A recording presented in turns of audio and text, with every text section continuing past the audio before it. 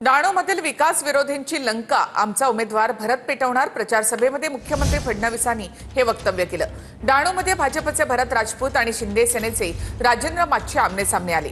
दरम्यान रावणाची लंका अहंकारामुळे जळून खाक झाली असं वक्तव्य एकनाथ शिंदेंनी पालघरच्या डहाणूमध्ये केलं होतं।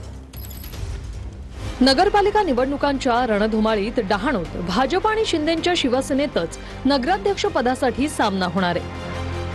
आता लंका जाळण्याच्या इशाऱ्यापर्यंत पालघरच्या डहाणू नगरपालिकेचा प्रचार आलाय। डहाणूत महायुतीतच थेट लढाई असल्यानं सुरुवात तशी एकनाथ शिंदेंनीच केली। त्याच टीकेला मुख्यमंत्री देवेंद्र फडणवीसांनी डहाणूतूनच प्रत्युत्तर दिलं।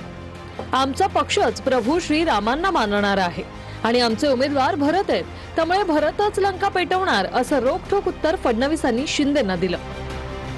डहाणूमध्ये आपण सगळेजण एकत्र आलेला आहात। एका अधिकारशाहीच्या विरोधामध्ये एकत्र आलेला आहात। अहंकाराच्या विरोधामध्ये एकत्र आलेला आहात। अहंकार तर रावणासारखा अहंकार होता। रावणाची लंका जळून खाक झाली अहंकारामुळे आणि तुम्हाला 2 तारखेला तेच काम करायचं आहे। भरत, कोणी काही म्हटलं तरी चिंता करू नका। कोणी हे म्हणालं असेल की तुमची लंका जाळून टाकतो वगैरे, आपण लंकेत राहतच नाही।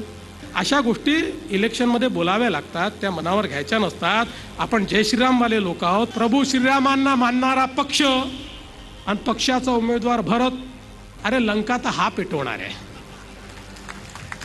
जे विकास विरोधी आहेत त्यांची लंका आमचा भरत पेटवल्याशिवाय राहणार नाही।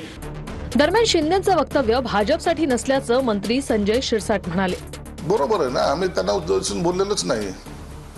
आम्ही अहंकारी जे आहेत त्यांच्याबद्दल वापरलेलं वाक्य आहे आणि ते कुणाबद्दल वापरलं हे सर्वांना माहिती आहे, म्हणून भाजपने मनावर घेण्याचं काही कारण नाही। दरम्यान डहाणूमधील नगरपालिका निवडणुकीत कोण कसं लढत आहे पाहूया।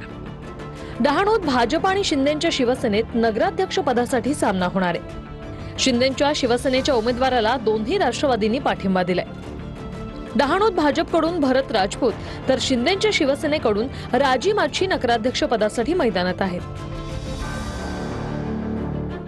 तर मी चुकीचा शब्द वापरला त्याबद्दल दिलगिरी व्यक्त करतो। शिवराळ भाषेनंतर अजित पवारांकडून दिलगिरी व्यक्त करण्यात आली आहे। बारामतीपेक्षा इतर नेत्यांची शहरं भकास या वक्तव्यानंतर अजित पवारांनी दिलगिरी व्यक्त केली आहे। मी कुठेतरी आपण काहीतरी थातुरमातुर सांगायचं ही माझी भावना नाहीये। मी शब्दाचा पक्का आहे।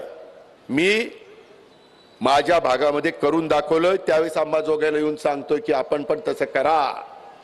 बरेच पुढारी येतात, सांगतात असं केलं पाहिजे तसं केलं पाहिजे आणि त्यांची शहरं एकदम घाण भिकार असतात, बकालपणा असतो। तिथं वेगवेगळ्या शहरात जर बकालपणा असेल, मी त्या दिवशी चुकीचा शब्द वापरला भिकार म्हणून, तो शब्द मी वापरायला नको होता, त्याबद्दल मी दिलगिरी व्यक्त करतो। परंतु बकालपणा, शहरामध्ये बकालपणा नसला पाहिजे। शहर कुठलंही असू द्या,